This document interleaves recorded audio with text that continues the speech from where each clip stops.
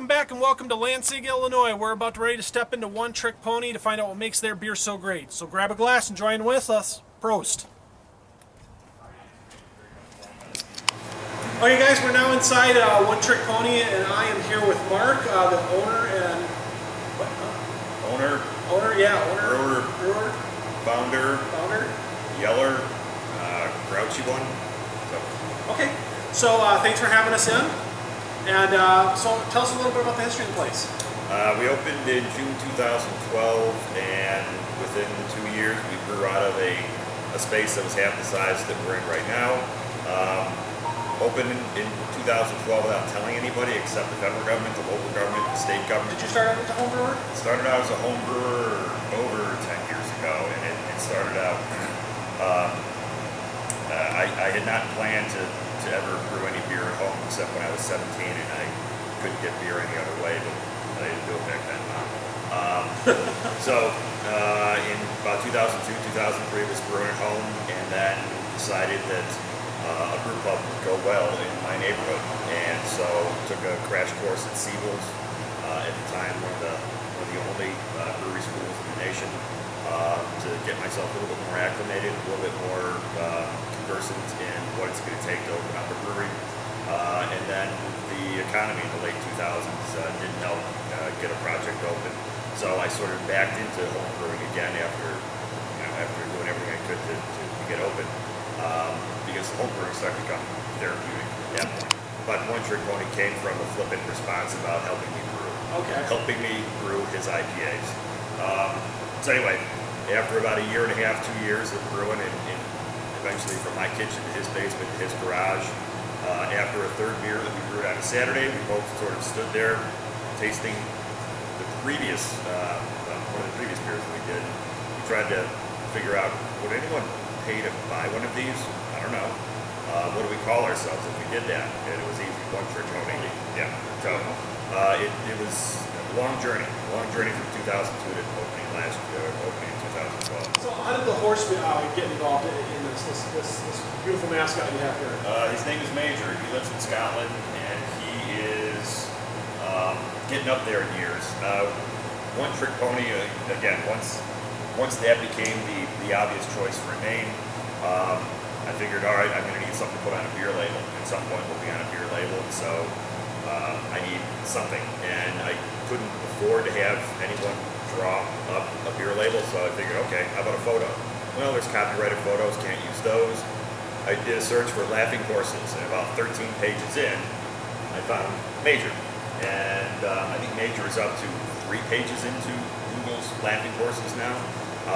I contacted his owner, and she was flattered that they're a very photogenic horse would be on a beer label. So I want to make sure, little guy down here, little guy is Jonathan Hickey, and he is brewing all the beers that started out in the basement, the kitchen, and the garage. Okay, so now we're back where the magic happens. We're back in actually in the brewery here. So I guess my first question for you guys is, what's your guys' current capacity right now? We have 4 10-barrel fermenters and 4 5-barrel fermenters. Given, a rotation between 2 and 3 weeks on each batch, I can fit anywhere from. It's usually brewed about 20 barrels a week. If pushed, we can maybe do 30, but usually stick to that. Okay. What do you guys got brewing in there today?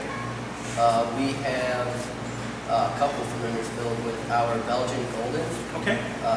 Called Raven. It's fermented with a Abbey yeast, right?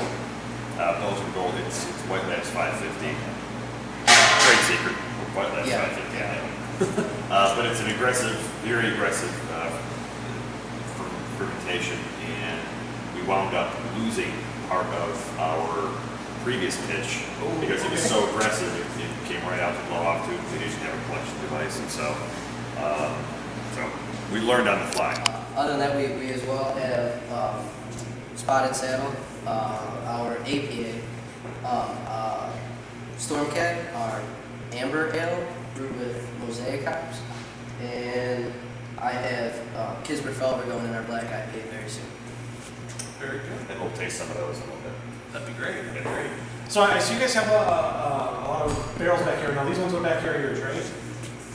Correct. On this side, I have a small amount of barrels aging right now. Under about 8 barrels of our bourbon barrel aged old ale called Okay. Kentucky Mountain. Heavy amount of vanilla added as well, but usually released around Thanksgiving time. It needs a little bit more time, so we're gonna push it up. Yeah, but if you guys had to add one thing to the brewery that you don't currently have right now, what would be the first thing you would do? Money not being an object. Better looking brewer, taller, That'd be less mouthy. style, yes. Yeah. Well, you know what? So many things, it's hard to choose. I mean, initially, our bottle sales were probably targeted about 75% of overall sales. As it's turned out, the tap room has taken off, and I had not planned on it taking off like it did.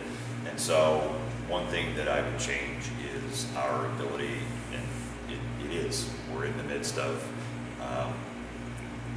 getting to the point where we're going to be bottling and having bottles out on the shelves. That's the one thing. That's the next goal Okay. that the business has. Do you guys have your bottler already, or are you guys in the process of acquiring that, or? That's the thing. That's the that, thing, would, so- that would make life a lot easier. And so right now, automation is, Just- automation okay. would help, but the automation still is not on site. Okay. What about you? Big one yet? I would probably just having what I would want the most is a bit more free time in terms of having our regular beers covered so we can experiment around. And I'd like to see a lot more of us doing barrel aging at the moment. So one particular item, I'm not sure that I can say that, but just a little bit more leniency with brewing. Okay, so we're going to go into some audience questions. So we went and polled our Facebook, Twitter, and Reddit. We had a couple good questions out here. So the first one is from Reddit, our Reddit crew, and it's from Tuba Toothpasties. So you'll have to excuse me, I did not come up with these names, but he asked, why do you give change in $2 bills? He says he likes it a lot, but he's just curious. Sure. Okay. Back when I was talking a little bit earlier about the tap room. The tap room, when we first opened, was not where my focus was on the brewery. The brewery was going to have bottles out on or in the marketplace. The tap room was just going to be there really for folks to come in and grab a growler and then leave. And this little funky front part of the warehouse space that we were initially took off. And we had, during the summer of 2012, we had probably, 90% of the days were 90 plus degrees. We were brewing, there were air conditioning, and people were still sitting there drinking the beer. And all of a sudden, I'm watching change being given, and it's all $2 bills. That is David Murphy. David Murphy is not here today. He's the suspendered concierge of One Trick Pony. He came up with the idea of handing out change in $2 bills. Marketing genius. We're the only place that I think focuses on $2 bills. But also, what did you use at the racetrack, the horse racetrack years ago? $2 bills. Now I think strip clubs maybe. That's what I hear. But then the silver dollars, he's been a coin collector for years, and so that was one area when I saw the change being made that way. Like, okay, there's a genius here, and I'll let that go. And again, people know when they get a $2 bill in the area with the One Trick Pony. So, Nice. yeah. That's the question officially.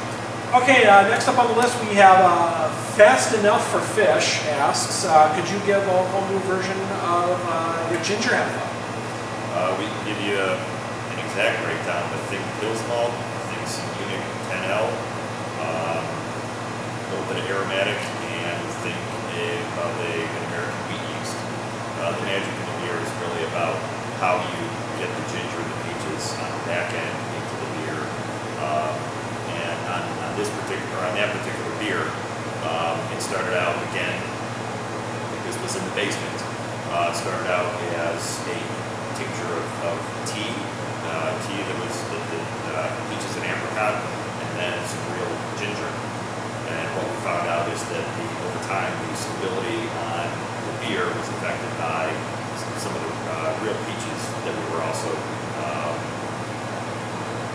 trying to sanitize as best we could. Now, John's using a puree. Oregon fruits. Oregon fruits, okay. Pretty common, but it's really nice. It's already it's not only been pasteurized, but puree made it too easier for them to get into the fermenter. But it's consistent as well. Okay. And Fast Enough for Fish also asked, where in Chicago is your beers available? We're being distributed through Heartland Beverage, they're based in Plainfield, Illinois. And I've got a list of all the places where we were as of last week, but better beer places, including Maria's Packaged Goods in Bridgeport. We've also got beer as far out as Westmont. We have some beers that are out in Downers Grove. So mainly south here, right around here, we've got some bars and restaurants, but really our footprint is growing at the moment. We signed with the distributor about a month ago, and so at this point I know that we're moving a lot more beer, which is a good thing. Good, good. I think that's it for audience questions. Okay, so what are we starting off with here? Okay. The beers that we have lined up here are, several beers are all year round beers, but they're special today because it is the season of white hopped beers. Okay. So the beers that we have lined up, number one is going to be Spotted Saddle. We were talking about that a little bit earlier. It's the, I hate using the word flagship, but it's an American Pale Ale that we do with all Simcoe hops from start to finish. So Simcoe, being a hop that is not going to provide an overly aggressive hop light. 45 IBUs, 45 to 50 IBUs. This time we went with all wet Simcoe hops, and so from harvest to package to shipping to brewing with it within about 36 to 48 hours. It's really good. I mean, it's very crisp, and the hops don't overtake the malt character to it. It's very well balanced. I'm not, you can ask any of my crew, I'm not the biggest pale ale fan in the world, but this is something that I would drink regularly. Yeah. One thing worth including would be it's also brewed with a small percentage of rye. Is that where it's going to give it a little bit of a spicy note? Yeah, Yep. Once it dried out, allow for the hop character to show up. Number two is a beer called Pittsburgh Velvet, or American Black Ale. And the story, or a quick story behind this, my day job is I'm an attorney. And I finished a court case at about 9:30 in the morning one day, and I spent the rest of the day after the court case was done coming up or trying to come up with a black IPA. And so this recipe really has not changed since day one. A little bit of chocolate malt and quite a bit of citra hops. Yep, I'm getting a little bit more sweetness out of this, but I mean, definitely this is a good hop lover's dark beer. So if any of you guys that are out there that are really like the hoppy beers, I mean, this is a perfect one to go to if you're looking for something a little different. I mean, the sweetness and the chalkiness are coming out on it. It's very well balanced. A lot more carbonation than I was expecting out of it too. So I prefer my beers with a little more carbonation. Me too. Me too. Even beyond style. Johnny needs a good burping. Yes. Next guy is Stormcat. Stormcat is this contains or is driven by a hop that it rocketed to the top of my favorite list as soon as I tried it.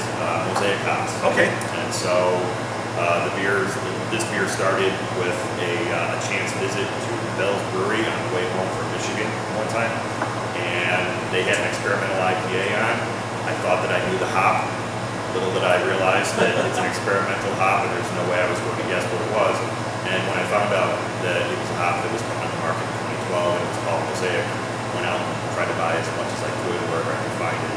And so it's a beer that's driven by tangerine and orange peel flavors. Oh wow, that is a different flavor. Yeah. That is a very different flavor. And it's also one of the white hop beers that we currently have on. So again, once a year, you obviously get a shot at it, getting some fresh hops. And so I think with this one, you guys had to use a hop stack. Both of them. Pretty much any of the three beers, all three of the beers we did were all sent through a hop bag for the first time in all evenings. Okay. I mean, even with a larger kettle, using 4 times as much leaf hop that you would pellet it's it's a little bit to work with. And it's that you guys have done your work with this, because the hops are very centric to the beer, but they're still well balanced with the malt. I mean, you guys did a very good job balancing the two out. I mean, this is something that a craft beer drinker would like and a hop beer drinker would like. So it's riding that line on that road. So it's the goal of the beers, the goal of our ales and our IPAs. We typically will use Warrior as our bittering hop, the predominant bittering hop. Why? Because the one thing that I've learned that I like over the years is a noticeable hop presence in the bittering.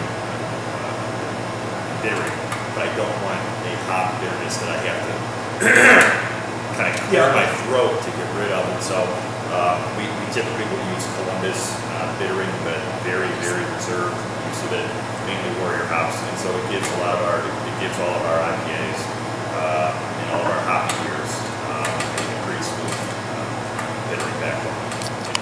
Next one is Marsh Tacky, a American stout. Driven by, although American stout that we use of our chocolate malts, half are going to be Belgian chocolate, the other half are going to be American chocolate. And so, getting coffee, you get some chocolate, and as I try to explain to folks, there's no coffee, there's no chocolate in it. Those are the malts playing well with the American yeast. That's a big question I get a lot when we're doing stout tastings and stuff. Where's that chocolate flavor coming from? They put chocolate in it. It's like, no, it's just malt. And we went with, or we've gone with, if we have 10% chocolate malt, 5% is going to be Belgian, 5% is going to be American. The reason is we wanted a smoother bitterness than we wanted from the chocolate malt. We did not want an astringent, which I felt that going with all American malts, all American chocolate malts, they can impart that depending on your usage of them. So the Belgian chocolate is a little bit softer, so it sounds through.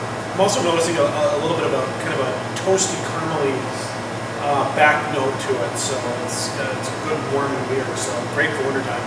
Okay.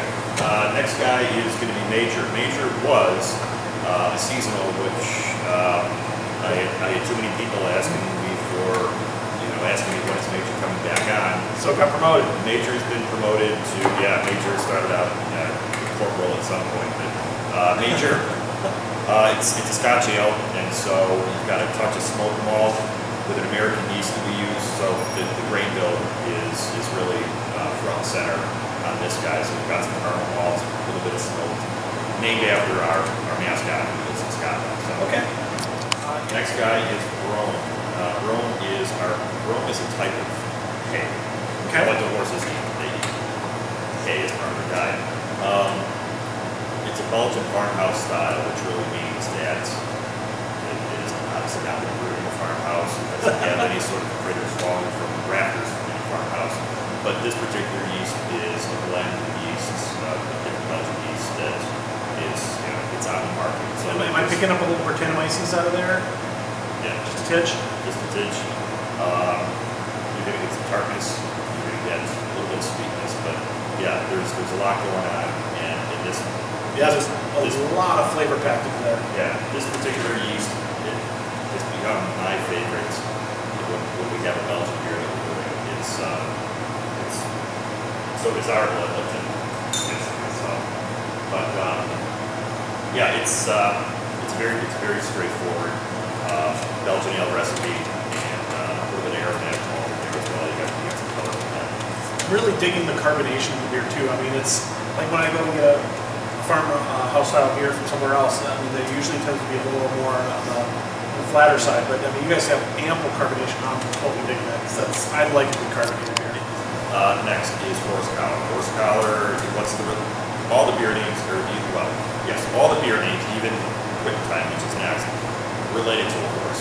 Okay. At some point, when you open a place like this, you can run into any combination of just look, do searches on Beer Advocate, you're going to see all sorts of words thrown together in beer name. And one thing I didn't want to have happen would be, okay, how many days can we debate what we're going to name the beer? All right, I got it. It's going to be something related to a horse, whether it's going to be the name of a gelding implement like a Henderson, which will take the balls off the horse really quickly. We have a double IPA we call Henderson, not currently on. But this guy, horse collar, this actually, I was watching the Bears game. I think they may have been playing Minnesota, and Peanut Tillman horse collared somebody on a tackle. Okay. That I was proving it. So okay, here we There you go, horse collar. Horse collar. You're going to get a 20% rye malt in this guy, and so or rye flakes, and so you're going to get crisp, a very crisp, Spicy, I guess is how I would. spiciness that to me at least, the hop level that we have in here is about 90, 95 IBUs, which gets, to me, it's a little bit more intense given the spiciness of the rye. Quitting time, Johnny can take you through this one. And there is a horse named Quitting Time, so I've looked it up. Pretty straight. Unlike most porters that are either two-row barley or Morris otter based, this one is brewed with wheat. There's 5 different kinds of wheat there as well. But what really kind of as well makes this beer stand out is it's brewed with a wheat yeast. That's where after we're done brewing the ginger peach, the yeast would get retired on a higher gravity, even darker beer, which that took the spotlight for. Okay. Warlander is 10%, really 10.1% on this, or 10.075% on this one. 100 IBUs, and 100 IBUs is probably a little conservative. This is another beer where we have to use a hop deck because the hops will not fit all, can't get all the hops into the brew kettle. And it was really meant to be, in my mind, this was meant to be next to Spotted Saddle, the other beer that we would be known for, and what makes it a little bit different is it's a not too complicated malt bill with a fair amount of crystal malt, but still quite a bit of two-row. What takes it from a regular Imperial IPA to we kind of have it, it's a touch below a barley wine. Don't seal sugar. So a Mexican brown sugar, which I've got to drive far and wide. I've got to drive way into the city to get it from a little further there. That really takes the beer from being, again, a standard double IPA to being something that's going to be at the top of to the top of what's popular here. And even with the high amount of IBUs, I would like to note that the caramel maltiness is still coming out of this. I mean, it's not buried under that hops presence. So. And the thing that I believe that or I know that I pick up is a little the Piloncillo will leave a little rum-like note in the beer that you wouldn't get ordinarily if you didn't have, if you only had an all-grain recipe. I would buy that description. Yeah, that's good. Yeah. That's good. I like that. I mean, I picked that up now that I tasted it. So it's a fantastic sugar to use, and I figured this would be a nice place to use it when we came up with the recipe a long time ago. Well, guys, thank you again for having us out here. It was a pleasure to learn about your beers. And thank you guys for joining in on our show. So be sure, if you're in the area, be sure to stop by One Trick Pony and try out some of their great beers. So thank you for joining us. Prost. Gross.